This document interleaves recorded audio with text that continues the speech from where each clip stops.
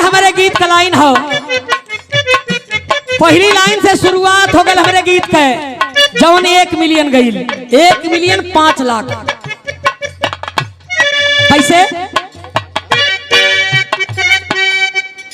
हरे चमार जी का डंका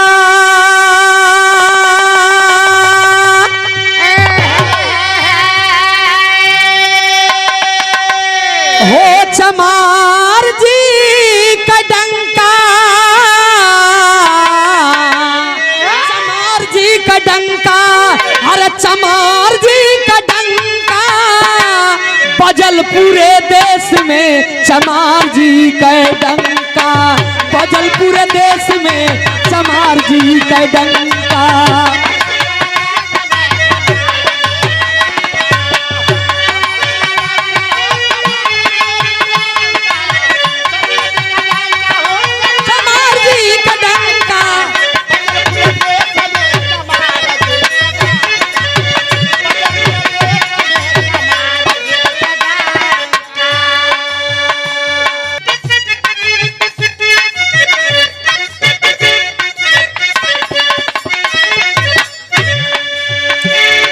चमार जी का डंका, चमार जी का डंका बजल पूरे देश में, चमार जी का डंका।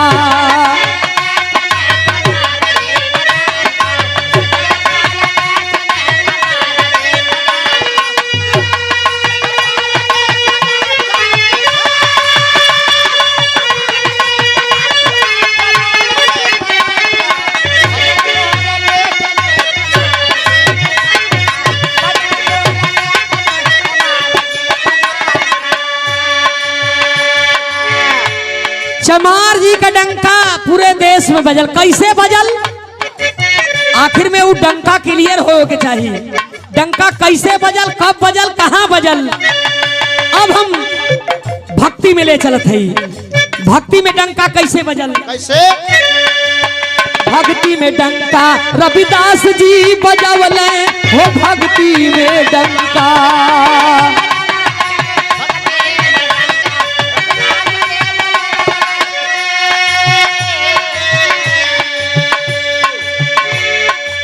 भक्ति में डंका रविदास जी बजावले हो, भक्ति में डंका।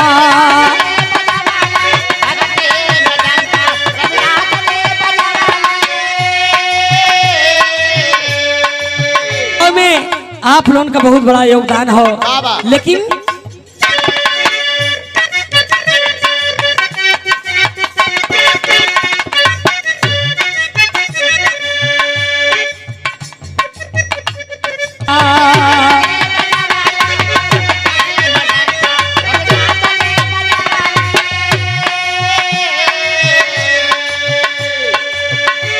हरे ब्राह्मणन के मुहवा पे करिखा लगवले हो, ब्राह्मणन के मुहवा पे।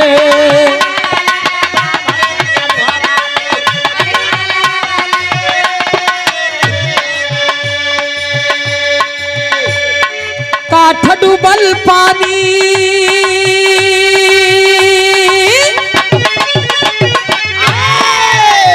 हरे काठ डूबल पानी, पत्थर ऊपर भइल शंका बजल पूरे देश में, चमार जी का डंका।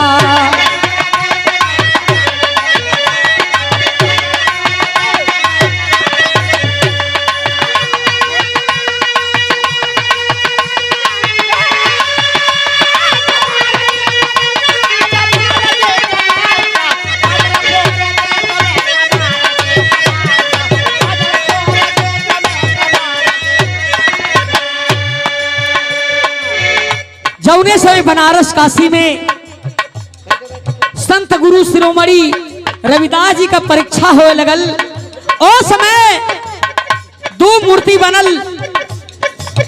पंडित जी का मूर्ति जौन बा काठे का बा, रविदास जी का मूर्ति पाथर का बा। बारे पंडित जी गजब परीक्षा लेहला। जब पानी में फेंकाइल, अब 60 में बतियाओ थई, जब पानी में फेंकाइल तो मूर्तिया जौन बा पत्थरा वाली डूब गई, यानी पंडित जी वाली। और जब डूब गई तो रविदास जी वाली तैरे लगल। सॉरी सॉरी, काठे वाली मूर्ति डूब गई पंडित जी वाली, और रविदास जी वाली मूर्ति जो पत्थरे का रहल उ तैरा लगल। हाली हाली थोड़ा बोला। अच्छा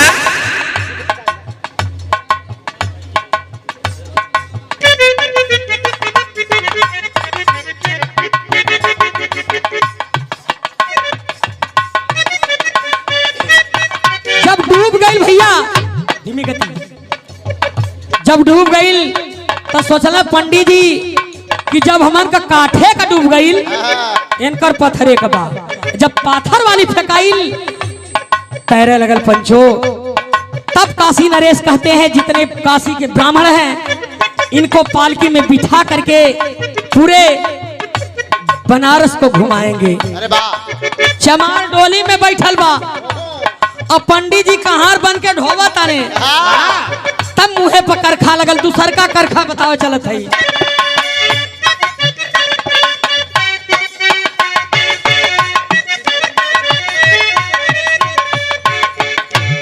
चंद्रजीत, गायक चंद्रजीत बनारसी उर्फ तुलसी बाबू।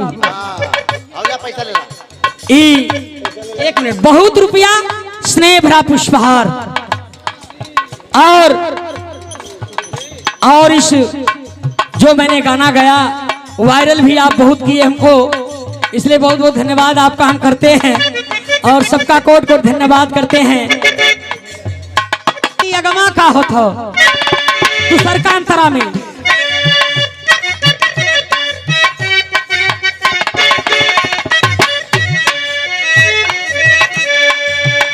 सीधी गंगा, सीधा गंगा सब जानेला लेकिन उल्टी गंगा कोई न जानेला। लेकिन हम कहिला सीधा गंगा जौन है वो ब्राह्मणन का बाणी, लेकिन जौन उल्टी गंगा है वो चमारन का है। ये हम कहिला, ये फुलेंदर चमार जी कहेलन। कैसे अब आता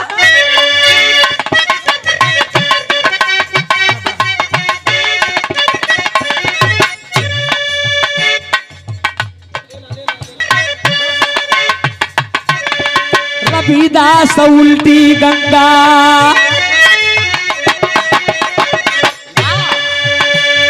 रविदास उल्टी गंगा काशी में बहवल हो। रविदास उल्टी गंगा,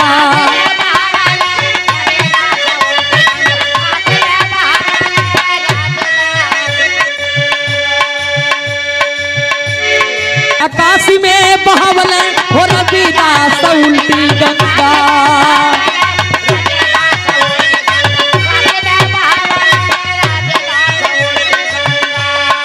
बाबू वाली राखा बाबू वाली राखी उल्टी धारा में बहवल हो। बाबू वाली राखी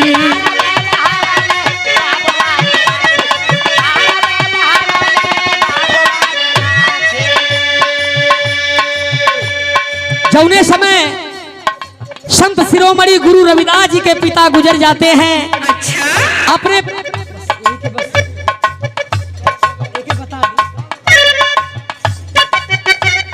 अब इतना घबरा देते कि हम कहा बता पाई था।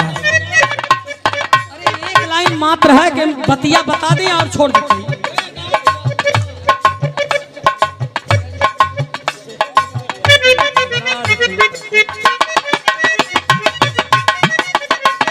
अब देखें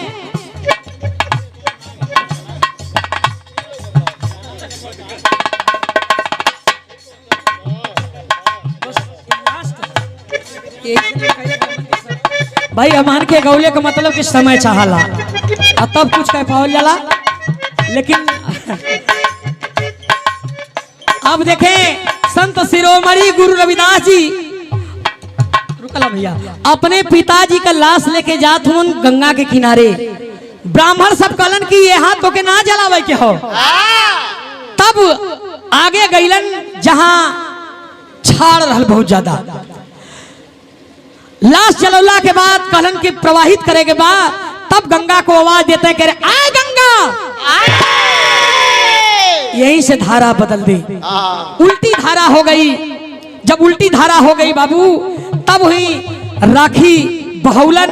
आज प्रमाण बा यही बनारस काशी में उल्टी गंगा। एक पर्दा बढ़ा देते इससे अंतर हो बोल दे, बढ़ावा हो कर दे, ताकत का। हर रविदास उल्टी हो गंगा, हरे रविदास उल्टी गंगा काशी में बहावल हो रविदास उल्टी गंगा।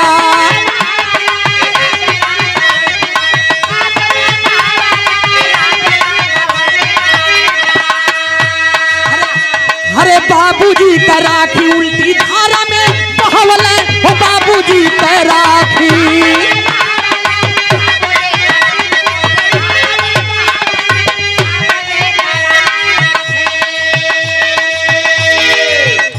बाबू वाली राखी उल्टी धारा में बहावल हो बाबू वाली राखी।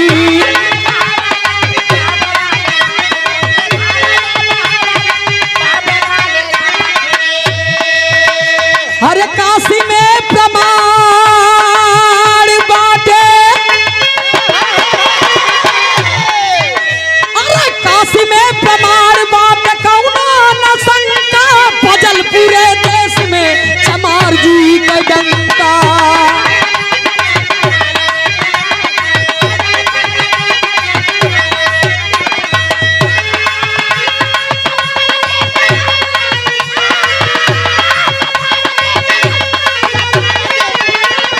बजल पूरे देश में चमार जी का डंका।